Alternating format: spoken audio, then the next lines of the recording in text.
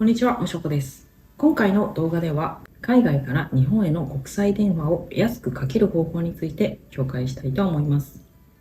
海外在住者でも日本に電話をかける機会は多く、できるだけ料金を抑えたいものです。特に固定電話への通話は LINE などのアプリも使えないので、他の方法を検討する必要があります。また、フリーダイヤルへの発信は、海外在住者にはハードルが高いですが、フリーダイヤルにかける方法も説明します。ここで紹介する料金、ドイツから日本のツアーを想定しています。ドイツ、日本人の方が多いと思いますので、私はオーストリアに住んでいるんですけれども、ドイツの金額で表示させていただきます。ドイツの標準的なキャリアでは、日本への通話料金が 1.25 ユーロ、約1分ごとに200円前後になることもあります。このように国際通話費用は高額になりやすいため、自分に合った方法を選ぶことが重要です。全部で4つの方法を紹介して、最後に私のおすすめを紹介していきます。まず1つ目の方法なんですけれども、現地 SIM、日本の SIM から直接発信する方法。海外で使っている携帯電話の SIM をそのまま使う方法です。メリットは追加設定不要で、手軽なことです。現地 SIM と日本 SIM の場合に分けて解説します。まず1つ目、現地 SIM から発信する場合。現地の電話番号をそのまま利用するということですね。私であれば、オーストリアの SIM カードを使ってオーストリアの携帯から日本に電話をかける場合です。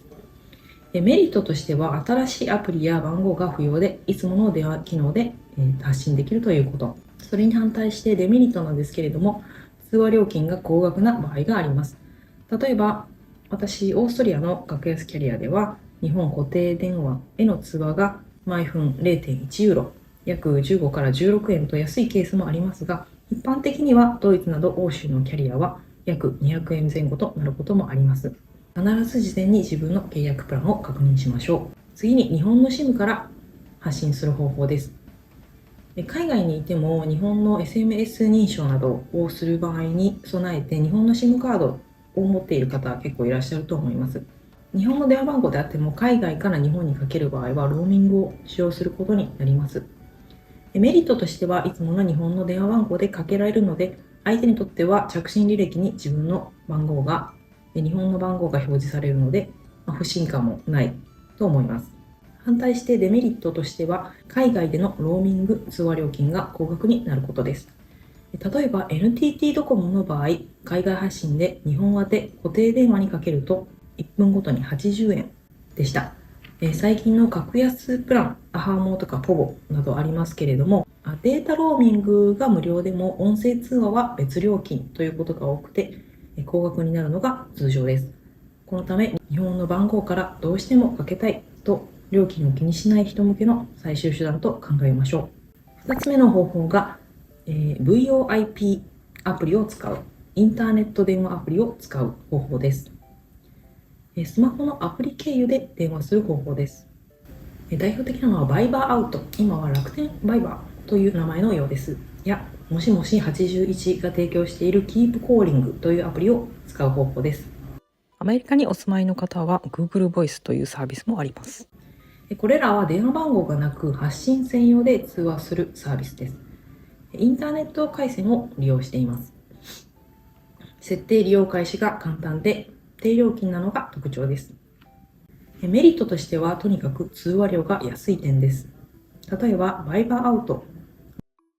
ドイツから日本への発信で固定電話が約毎分17円、携帯電話が約毎分 3.5 円で通話できます。もしもし81では固定電話向けが毎分 2.9 セント、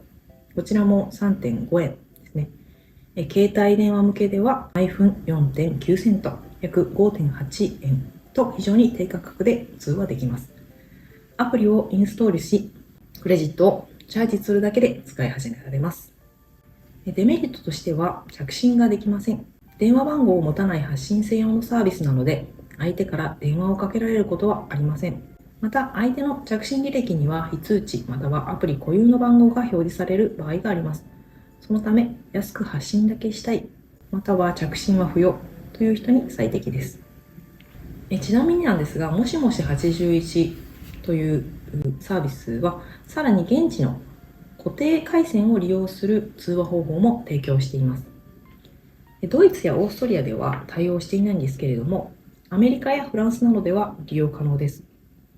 この方法ではまず現地のアクセス番号へ電話し、アナウンスに従ってもしもし81のピンを入力してから目的国際番号をダイヤルします。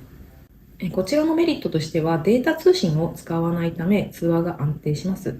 デメリットとしては操作が複雑で少し手間がかかります。アクセス番号を電話してピンを入力してというような、作業が挟まるのでさほど気軽ではないです。またこちらも同様に発信専用で着信はできません。アクセス番号の通話に通話料が発生する場合もあります。3つ目がインターネット回線を使う方法です。こちらは日本の電話番号を持ちたい、着信を受けたいという方におすすめの方法です。IP 電話とはインターネット回線を利用して通話する電話のことで、主に050から始まる電話番号を取得できるのが特徴です。代表的なサービスとしてはサブラインやブラステル、Y050 があります。サブラインは日本の050番号を取得でき、インターネット経由で通話するサービスです。フリーダイヤルにはかけられない場合があります。ブラステルの Y050、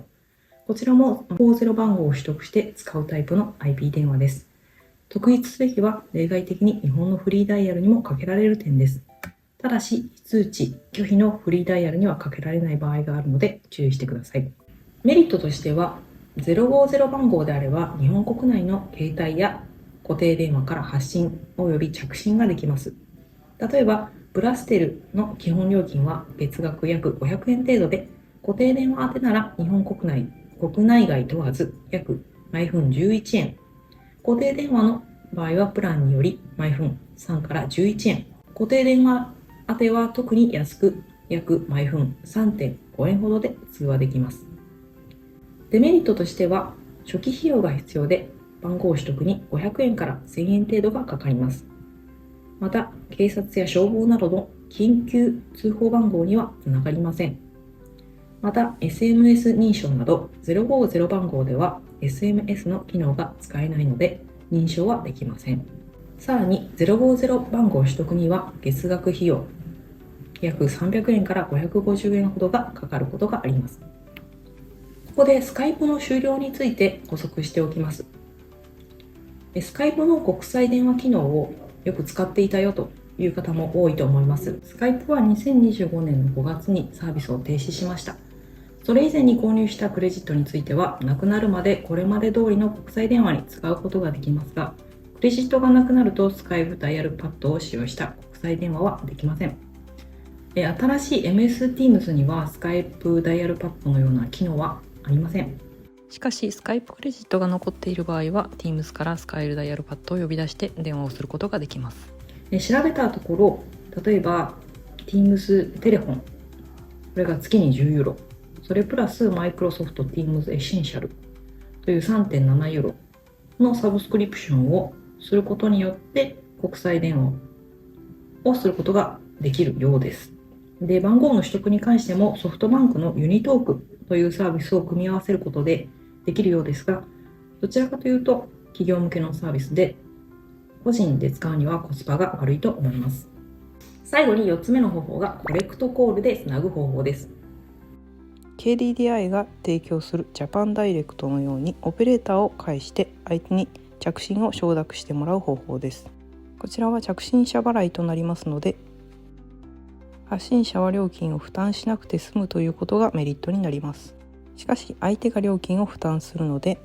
家族や友人などへの連絡には不向きですし、オペレーターを介するため通話開始までに時間がかかります。基本的には緊急時やどうしてもお金がない時の最終手段と考えましょう。ドイツでは KDDI ジャパンダイレクトの 0800-182-2067 に電話し、オペレーターに日本へコレクトコールしたいと伝え、オペレーターが日本の番号に電話をかけてくれ、相手が着信を承諾すればつながります。最後に今まで紹介してきた主なサービスの料金をこちらの比較表で見てみましょう。実際の料金は契約先や時期によっても変わるので、必ず最新情報を公式サイトで確認してください。基本的に現地 SIM や日本の SIM を使う場合は固定電話、携帯電話ともに高額となります。VoIP アプリを使うと非常に安い。IP 電話で050番号を取得すると固定料金がかかりますが、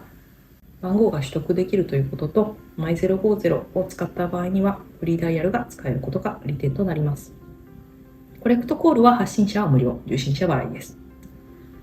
利用シーン別のおすすめ方法としては次のようになります。とにかく発信だけ安くしたいという方は VoIP アプリであるもしもし81、アプリ名は Keep Calling ですね。こちらが一番安く日本の固定電話に発信できるサービスとなっています。フリーダイヤルにかける、もしくは相手に番号を表示させたいという場合には050番号を取得できる IP 電話サービスがおすすめです。